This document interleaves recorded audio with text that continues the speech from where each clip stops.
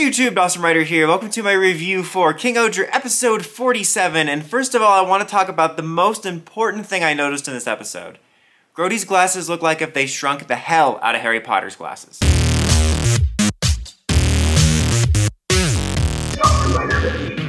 So hey YouTube, Awsama Writer here with episode 47's review, Fury of the Gods Part 2. Now this was another great episode. I know, broken record, I know there's some King-ohger haters out there, but man, the series has been so good, how can you not like it? A really fantastic episode. Honestly, I only have one sort of blanket criticism, is that it did maybe feel a little bit rushed and anticlimactic. I think almost everything in the episode was really strong on an emotional level, but I think just because Fury of the Gods has been built up to almost throughout the whole series as this big event that happened, and then this had a little bit of build up too, it did feel kind of rushed and it felt like it was resolved a little quickly. I almost wish it was a three-parter where you had last week's episode as the setup, then kind of a middle part where you're kind of in the thick of it, and then a finale. Not a huge deal, but definitely by the end resolution it felt a little bit fast. But it didn't impact my enjoyment of all the things that the episode got right.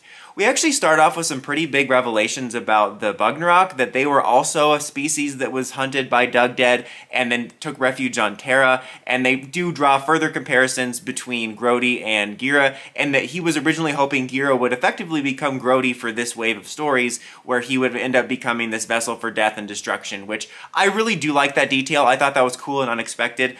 A little irked that they tied Gira's stuff to that because it felt so personal to Himeno in a lot of ways, but overall I do really like that, and getting to see a mirror into what Gira was supposed to become and showing that Dugdead obviously had nefarious goals for actually giving Gira to the royal family. So I really did like that. And I do like sometimes when we find out stuff about Dugdead and all the things he's had his hands in, because it makes him feel all powerful.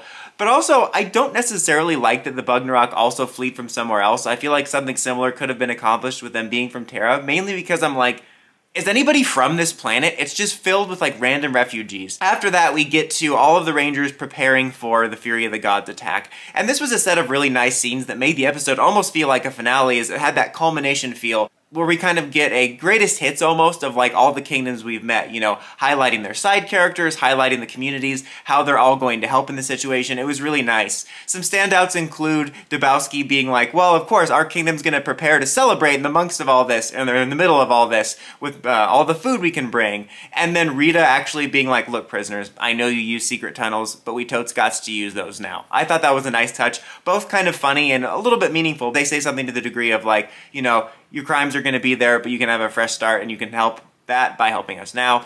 But my favorite, of course, being Jeremy, showing how much he's built up Bugok's community to be this sort of place for all refugees, the land in between, the home to anyone that needs help. And I thought that was really nice, and I talked about last week how I like that little detail of him showing the Bugok, like getting used to what death is, and I don't know, I just really like everything they've done with Jeremy and the way that kingdom worked, and this was just a nice collection of scenes.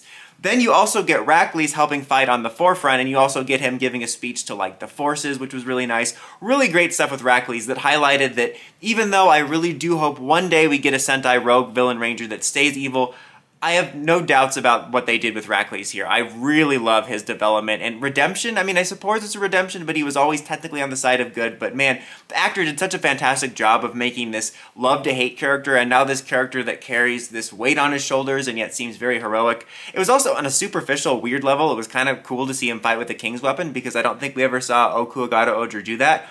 Also superficial small detail, his ringtone I think is his henshin jingle, which is really funny. Reminds me of like all the times you'll have stuff like Spider-Man movies having Spider-Man at the ringtone. I think that was just in Amazing Spider-Man 2, but you know what I mean. I thought it was funny. But there's this really great scene where he tries to help this lady in a wheelchair, and she's like, no, I don't want your help. I'm gonna roll right over this really obvious tube and fall over dramatically. She's devastated because of his inaction in the previous Fury of the Gods led to her family's death, and it led to a nice emotional scene where he reassures her. I just said emotional sheen. What does this have to do with Jimmy Neutron? Nice emotional, I quit. I'm sorry, guys. Let me take this fake mic off. Nice emotional scene where he kind of comforts her about the fact that there's new leadership, and I think she can kind of see that there's a change in him. Just a really great scene, and then we see the brothers transform together. Cool to see them side by side, and even though I know Ohsama Ranger leans more towards gray, it feels like this is their way of getting their gold and silver in, despite the fact that we have a white 6 Ranger. Then we get to see all 7 of them fight in the big combo, which was really cool and felt like a really big culmination of the series. Again, the fight against Grody, a little bit anticlimactic, but still pretty epic.